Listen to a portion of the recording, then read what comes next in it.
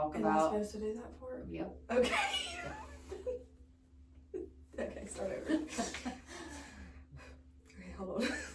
Okay. Oh, mate. Yes. Okay, so the first one we're going to do today is. What? I'm just giggling. Okay, go. Okay, so the first question we're going to do today is what about. I've not had any caffeine today, so. Please have some of this in here. Okay. So the first question we're going to.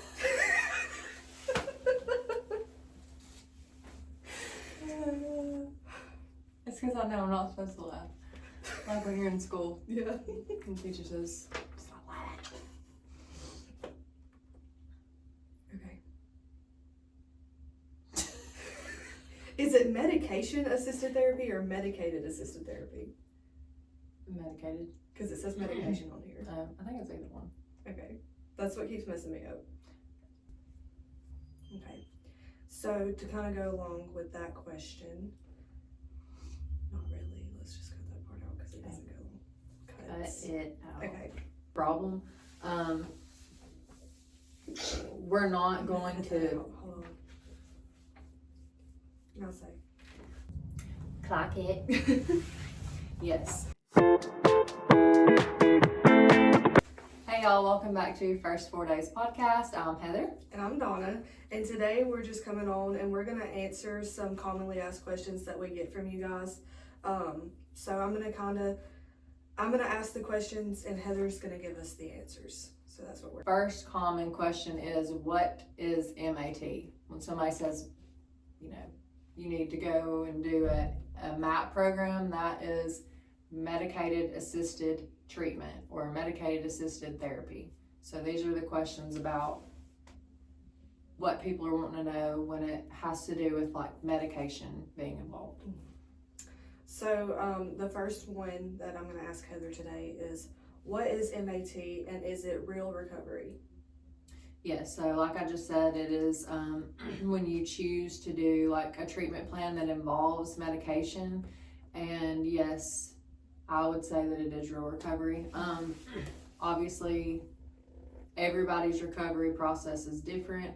Some people may choose not to be on medication and some people may, and here at our clinic specifically, we are an MAT outpatient facility, so we do use medication. And yeah, I think that if you are on medication to keep you from still using opioids or alcohol, then 100% you are in recovery. You're living a completely normal life. You're stabilized, you're not getting any euphoria, and you're just, doing normal things. You can work, you can drive, you can take care of your children.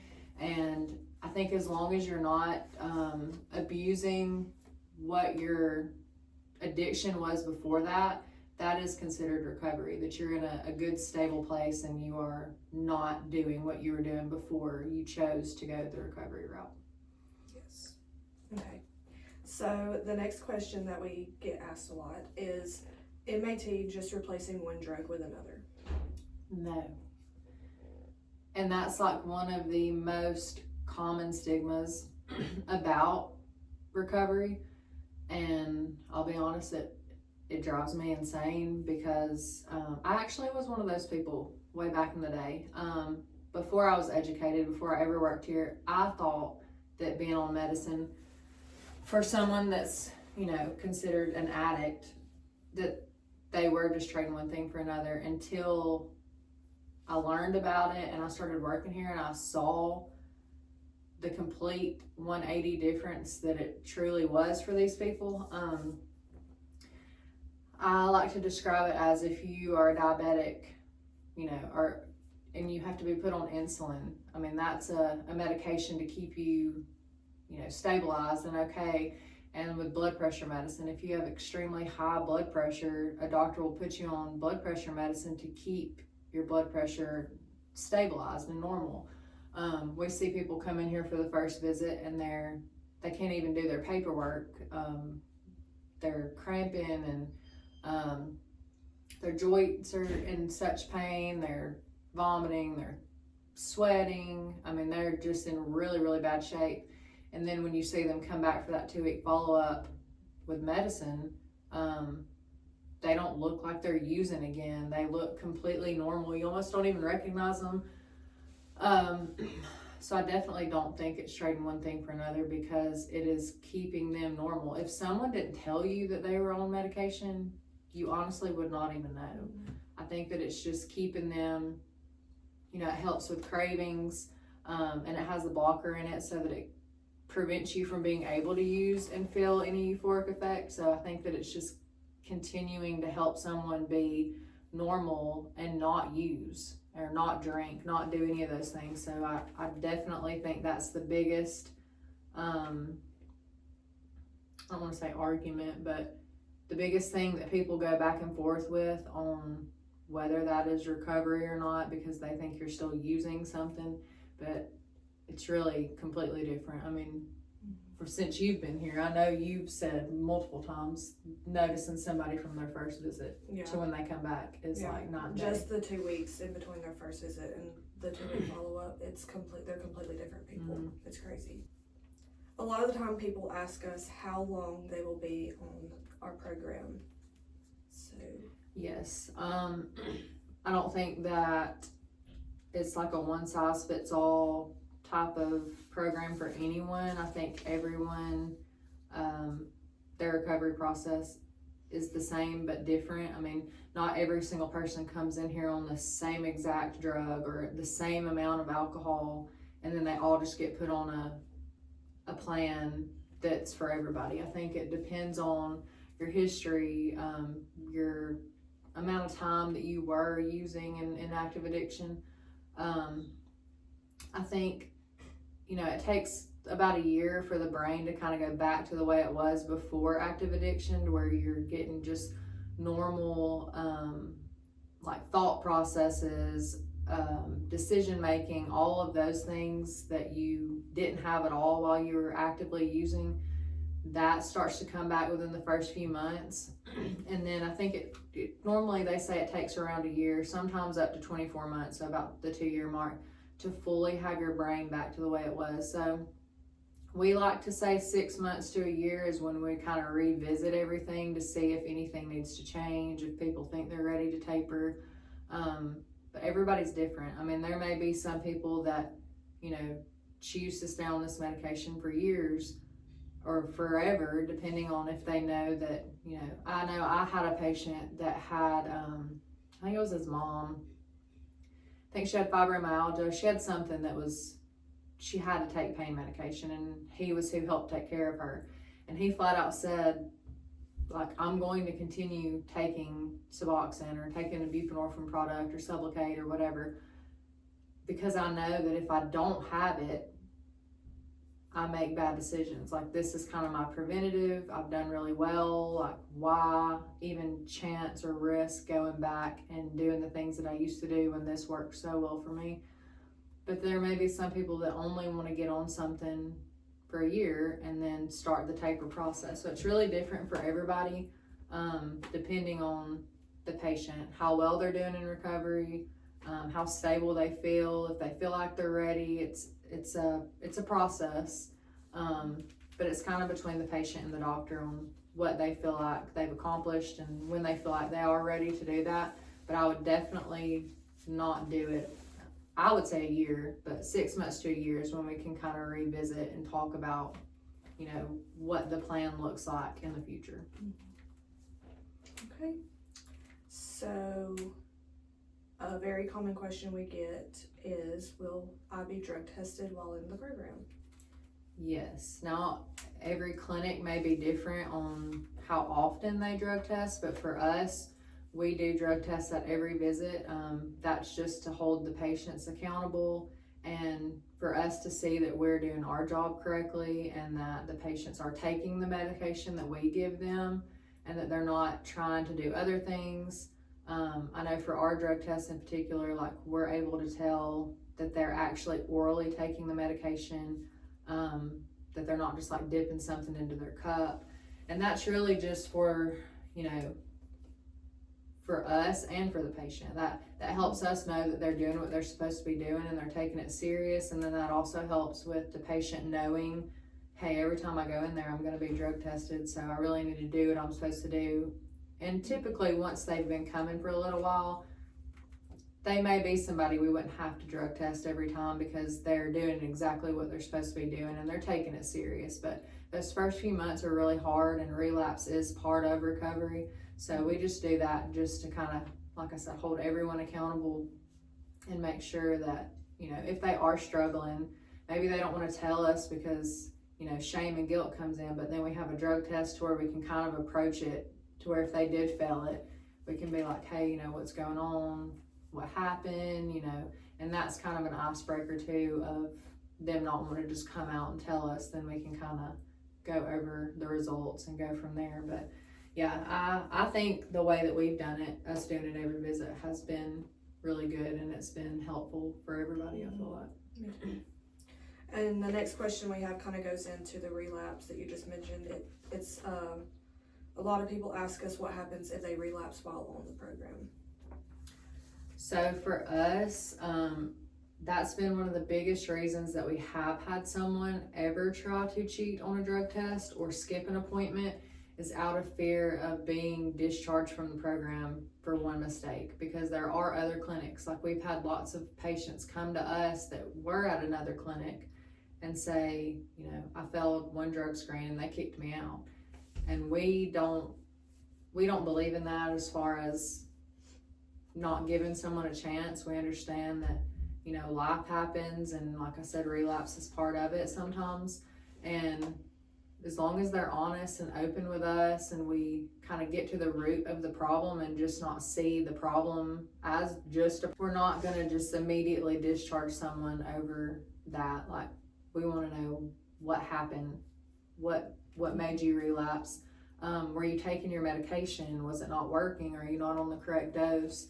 So relapsing in the program is not a make or break it. Obviously, you came to us for a reason because you want to do better. We're not going to punish you for making a mistake and put you back to where you were, you know, doing the things you don't want to be doing anymore. Mm-hmm. So I think that is a fear that causes a lot of people to, you know, be dishonest or miss an appointment or try to cheat on a drug screen out of that fear of being judged and rejected and immediately just tossed to the side again because they made a mistake. And we don't do it that way, and we don't like that they feel that way. So I think that's important to know, that if you feel like you're struggling, just talk to us. We're not gonna immediately punish you and banish you from the clinic over that. Okay, another common question we get is this program safe for pregnant women? Yes, if you are on the correct medication. Now, we don't do any injections as far as like Sublocade, Brixadi, or Vivitrol for patients that are pregnant, because there's just not enough information there on whether or not it is safe. As far as methadone, we don't do methadone at our clinic. We do Subutex, so the buprenorphine. And studies have shown that, you know, pregnant mothers, while on that medication, their babies do really well after they're born, as far as they're not having to be put on other medications to go through a withdrawal process. And it is also safe to breastfeed. So if you're someone that's pregnant and you're in active addiction, we can help you because we do have medication that we can prescribe. Or if you're currently on Suboxone somewhere and your facility is not comfortable doing medication while pregnant, then we could always see you and we would put you on Subutex, which is safe for pregnant women and breastfeeding mothers. Okay. Another question that we get is it safe to quit the program cold turkey? I would say no. I think that it always needs to be discussed with the doctor for there to be some type of like a taper plan. Obviously, if you're on something like Vivitrol, you don't have to taper off of that medication. So you could stop getting that injection cold turkey if you wanted to, but I do think that you need to always discuss with, you know, your family or your doctor about what you're gonna do after that, because no medication that we give is just like a miracle drug that once you start it, you're completely cured. As far as anything like Suboxone, or the Subutex, for those you do have to taper, and it is a slow process, but as long as, you know, you feel like you're in a good place mentally to do that, then we're all for it. We'll put you on a taper plan. We'll do it the correct way so that you don't have any issues while coming off of the medication. But I would definitely not stop anything cold turkey without having like a plan set in place and speaking to your doctor, speaking to your loved ones about who's going to be there with you after the fact. So if you're on medication and you're interested in coming off of it, just, you know, let us know, and we'll help you however we can. We'll set something up to where you do it the right way and to where you don't have any issues.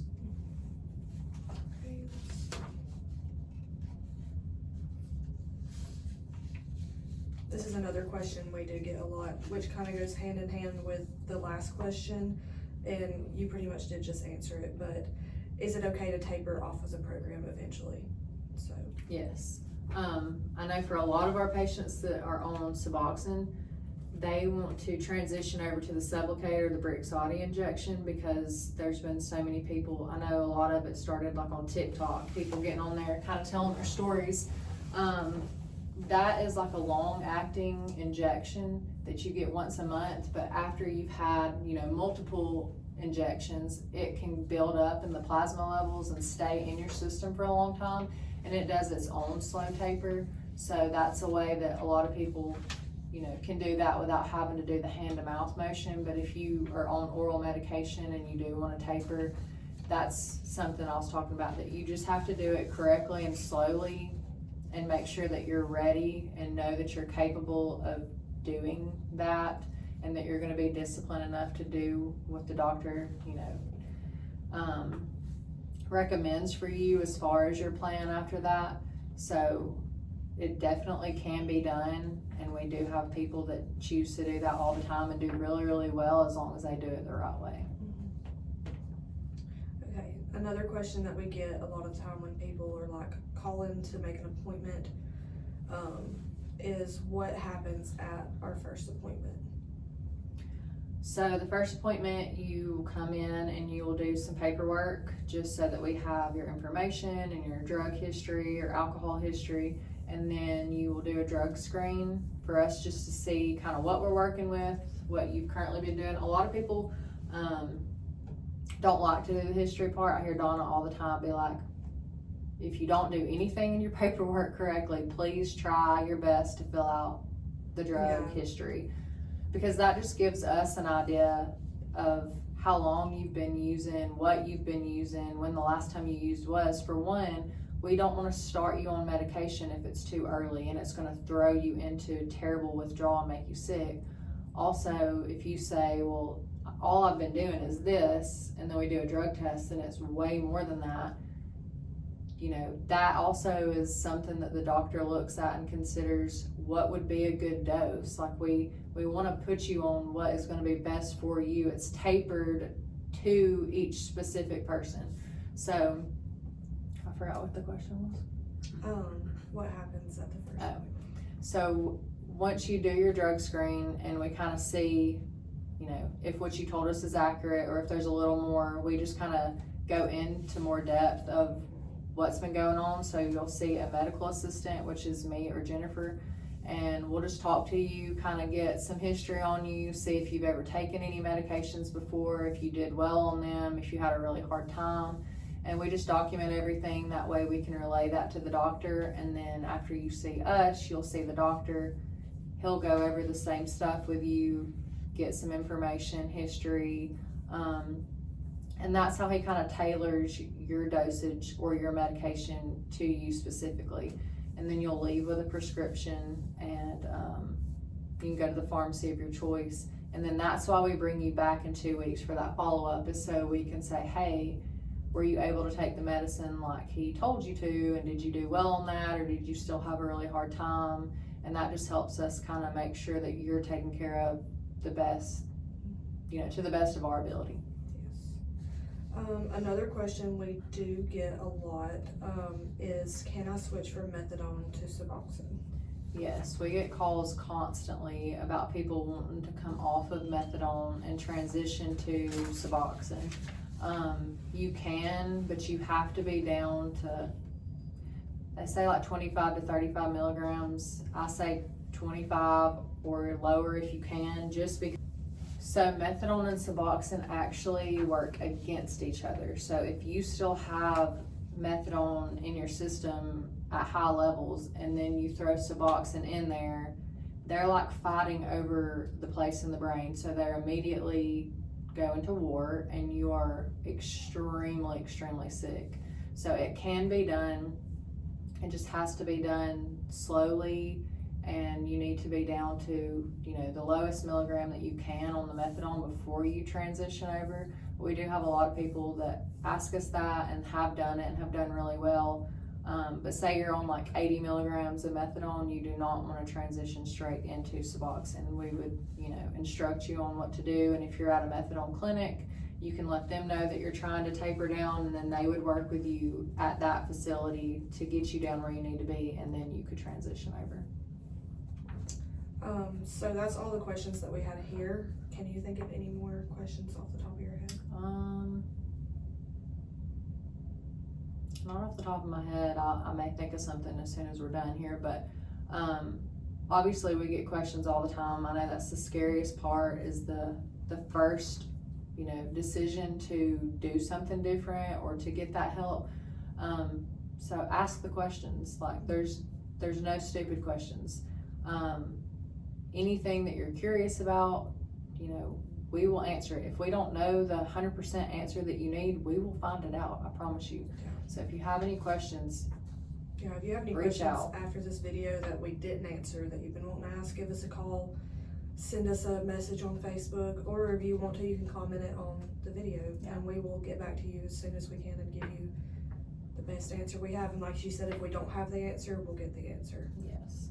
So if you or somebody that you know is struggling and you're ready to start a medicated assisted therapy route, and that, you want that to be part of your recovery, please reach out to us. We're more than willing to help you or answer any questions, or, if you want to come in and do like a free consultation, I can sit down with you, or you can sit down with someone else from the clinic or the doctor and see if this is the right fit for you, and we will be more than glad to do that. So if you have any questions, give us a call at 256-952-2709, or you can go to our Facebook. It's Clinic 5 Addiction Recovery, or you can find us on our website, which is www.clinic5.com. That's all spelled out.